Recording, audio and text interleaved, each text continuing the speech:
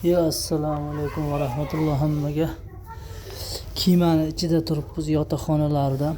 Shvetsiyaning Trelleborg shahridan Germaniyaning Travemünde shaharchasi, ya'ni Lyubik shahridagi Travemünde portiga suzib ketamiz. Sizlarga hozir kemani ichidagi shopirlarga, voditellarga qilingan sharoitlarni ko'rsataman. Mana bu terminal kabina nomerimiz, ya'ni kabina xonamizning nomeri. Kabinamizni 10-325 mana. Kiramiz. Bismillahirrohmanirrohim. Bitta tiqib olasizlar ichkariga, switch yonish kerak. Qizil switch azib bo'lma. Yashil yonsa ochiladi. Bismillahirrohmanirrohim. Xonaga hozircha mana buni tiqib qo'ymasak, karta. Buni tiqib qo'ymasak xona switch yonmaydi, ana switch yondi. Eshikni yopamiz. Sizlarga ham xona ichida sharoitlarni ko'rsataman. Oynasi mana. Televizori bor. 2 kishi yotib ketsa bo'ladi. O'zim tarafdan nima qilib qo'ydim mana. 2 kishi bemalol yotib ketsa bo'ladi. Titillayin degan keyin televizorchasi bor. Ovqat bermaydi deydi, voditellar aytdi. 8 soatmi, 9 soat siz ekan. O'zim mana hozir ovqatimni olib olganman, ovqat bermay ekan. Televizori bor. Xonani isitib sovutayotgan termometri bor. Mana burasangiz, qizilga qo'ysangiz xonani ichi isiydi.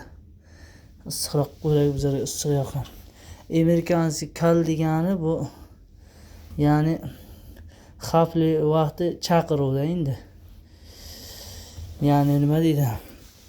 Suluvinni vaziyat bo'lganda chaqiriladi. Buni bosib. Endi oynasi, soch quritgichi bor ekan. Soch quritgichi bor. Biz cho'milamiz, xudo xolasa. Cho'milib keyin qo'yamiz mana. Ichkaridagi sharoitlar. Ichkarida qog'ozlar turibdi mana. Lari kerak bo'lsa yangi sochoqlar qo'yib qo'yibdi artilishga. Nimaligini bilmayman, sovunmi bu? Tayda ana ekan. Qutdi. Tayda nimasi chiqadi? Shampun chiqadi. Bu dushni. Dushni ichi. Bitta ashubga qilibmiz-da, shampunni olib kelamiz. Mashinaga borib, shampunni olib kelamiz. Boshqa kemalarda bo'ladi, bunda shampun yo'q ekan. Kemani ichidagi sharoitchalar shular do'stlar. Qisqagina qilib turib sizlarga ko'rsatdim mana. Televizori bor ekan. Sumkamizni olib hozircha mashinaga borib shampunni olib kelamiz cho'milishga. Kemani ichida shopirlarga qilingan sharoitlar.